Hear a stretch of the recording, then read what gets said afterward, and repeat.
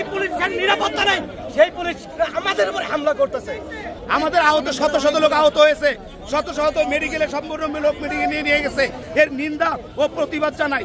আগামীতে এই জাতীয় পার্টি ইনশাল্লাহ দেশের জনগণের ভোট নিয়ে ক্ষমতা যাবে, প্রধানমন্ত্রী জিএম কাদের হবে। এই জাতীয় পার্টির যে আজকে সম্মেলন ছিল, এই সম্মেলন যে হামলা করেছে, আহত হয়েছে কতজন? আমাদের আহত শত শত লোক আহত হয়েছে, শত শত মেডিকেলে সম্পূর্ণ লোক মেডিকেলে নিয়ে গেছে। আমি নিজে আহত হয়েছি, আমার সাথে যারা ছিল তাহলে আহত হয়েছে। এর নিন্দা ও প্রতিবাদ জানাই। এবং এখন বর্তমানে আমরা যা দেখলাম, এখন এই যে বর্তমানে ৭১-এর পরাযুক্তি শক্তির মাধ্যমে আজকে এই হামলা এবং এই মনে করা আক্রমণ আমাদের করা হয়েছে। কারণ আগামীতে নৈল নকশা করে বাংলাদেশের মানুষকে জিম্মি করার জন্য জাতীয় পার্টি একটি মাত্র দল, যে শান্তিপ্রিয় দল, এই দলকে আজকে তারা বিরত রাখার জন্য, জাতীয় পার্টির নেতা কর্মীকে ভয়ভীতি দেখার জন্য আজকে এই পেটুয়া বাহিনী দিয়ে নির্লজ্জভাবে আমাদের উপর আক্রমণ করা হয়েছে। আমরা ভয় পাইনি, আমরা আরো উজ্জীবিত হয়েছি।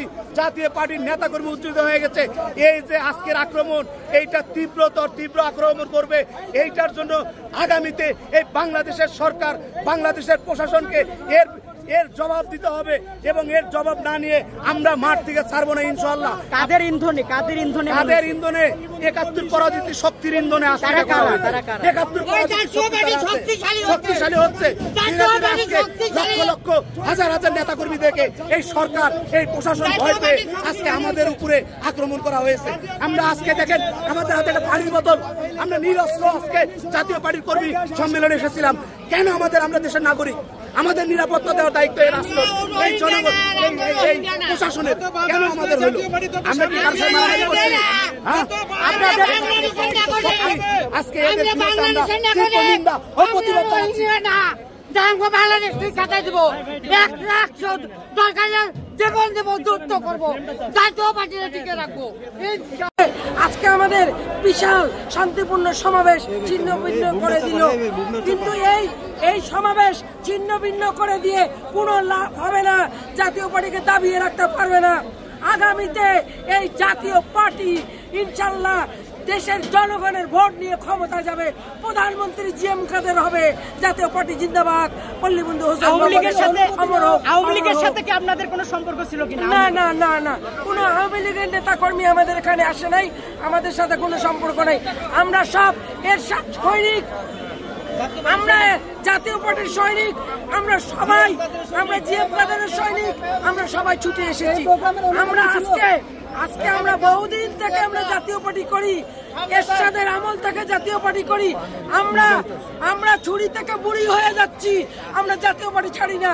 একমাত্র পল্লীবন্ধু হোসেন মোহাম্মদ এরশাদের দেশের জন্য ভালো কাজ করার জন্য জাতীয় পার্টি করি। এই পুলিশ আজকে তাদের নির্দেশে আমাদের উপরে হামলা করলো। এই পুলিশকে তারা মেরে ঝুলিয়ে রেখেছিল। তাদের নির্দেশে এই পুলিশ বাহিনী, আজকে পুলিশের লজ্জা নাই, এই পুলিশের তাদের মায়া নাই, আজকে এই পুলিশের নিরাপত্তা নেই সেই পুলিশ আমাদের উপরে হামলা করতেছে। বর্তমানে এই পুলিশকে যখন হামলা করেছিল তখন আমরা বর্তমানে যারা নিয়ন্ত্রণ করছে তারা বলতেছে, আপনারা তো মিডিয়া, আপনারা বক্তব্য দেখেননি, তারা পুলিশকে কেউ মেরে ঝুলিয়েছে, তারা পুলিশকে হামলা করেছে। নির্দিষ্ট মিডিয়াতে হামলা করেছে, হামলা করে জাতীয় পার্টি ছাড়া সবাই। আপনারা দেখেন জাতীয় পার্টি ৮৬ সালের পর থেকে কোনো মব ভাইলেন্স, কোনো সন্ত্রাসীমূলক হিংস্রতা কোনো আচরণ করে। আপনারা কি বলতে চাচ্ছেন জাতীয় পার্টি ছাড়া আওয়ামী লীগ হামলা করে, এরকম কিছু বলতে চাচ্ছেন? না, আজকের সমাবেশ আওয়ামী লীগের তো প্রশ্নই আসে না। আওয়ামী লীগ তো পালাতক, আওয়ামী লীগ তো দেশেই নাই। আওয়ামী লীগ কোথা থেকে আসবে? এই সরকারের মদতে, বর্তমান অন্তর্বর্তীকালীন সরকারের মদতে এটা হচ্ছে। আপনার পরিচয়টা কি? আমি জাতীয় পার্টির একজন কর্মী। তাহলে বিপিনুরের উপরেও হামলা হয়েছিল, তাদের কাদের? সেটা আইন শৃঙ্খলা বাহিনী করেছে, এটা তারা জানে, আমরা তো জানি। নূর একবার বলে ক্যান্টনমেন্ট উড়িয়ে দেবে, পুলিশকে ঝুলিয়ে রাখবে, এরকম ধরনের কথা মিডিয়াতে অসংখ্যবার প্রমাণ আছে। গলায় গামছা বেঁধে পুরাবে, আমাদের কাছে অসংখ্য। আপনাদের কাছ থেকে অন্তর্বর্তীকালীন সরকারের বিরুদ্ধে স্লোগান আসতেছে। কারণ বর্তমান অন্তর্বর্তীকালীন সরকার নিরপেক্ষতার যে ইয়েটা উনি হারিয়ে ফেলেছে। উনি আর কোনো নিরপেক্ষ নয়, কারণ উনি নির্দিষ্ট কিছু দলকে উনি পৃষ্ঠপোষকতা করছে। কারণ উনি দেখুন, জাতীয় পার্টির শান্তিপূর্ণ সমাবেশ হচ্ছে, এখানে কিভাবে হামলা করলো? এখান থেকে প্রশাসনিক যে অনুমোদন, রাস্তা বন্ধ করে করতে হলে প্রশাসনিক অনুমোদন লাগে, সেটা তো আপনারা নেন না। অবশ্যই নিয়ে আছে, আপনারা নেন না, এটা স্পষ্ট বলছে।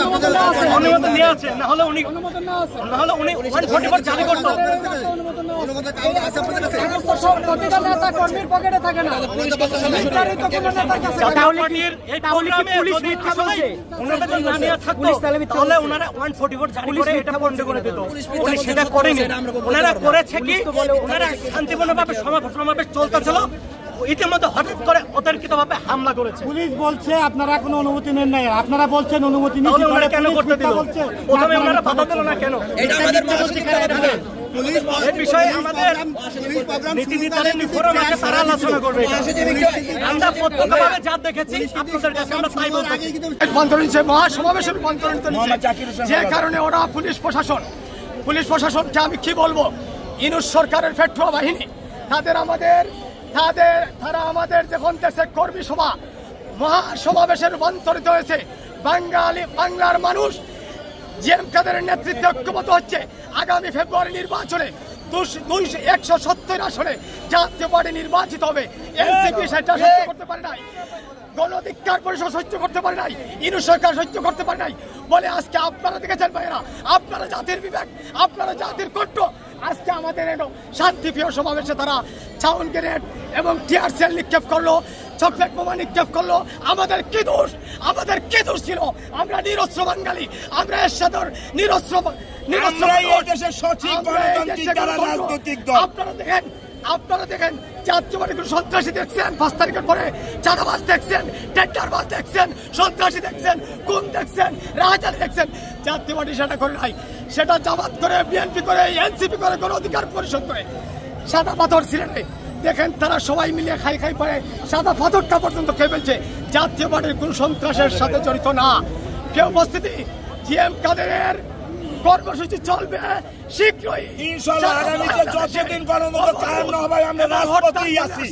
এবং একটি বার্তা দিতে চাই। আমি বলবো, আমার নেতা হুসেইন মোহাম্মদ এরশাদ সেনা প্রধান ছিলেন, উনি আপনারা জানেন 6 বছর সিএনসির প্রধান ছিলেন। দেশে একটি লোক আনাখায় মরে নাই, সন্ত্রাসী হয় নাই, চাঁদাবাজি হয় নাই, টেন্ডারবাজি হয় নাই। কিন্তু আজকের সেনাপ্রধান আপনি কোথায়? আপনি 5 তারিখ কি বলেছিলেন, আর আজকে এটার প্রমাণ কি দিলেন? জাতীয় পার্টি আমরা উদারত আহ্বান জানাই, সেনাবাহিনী শান্তির প্রতীক, বাংলাদেশ রক্ষার প্রতীক।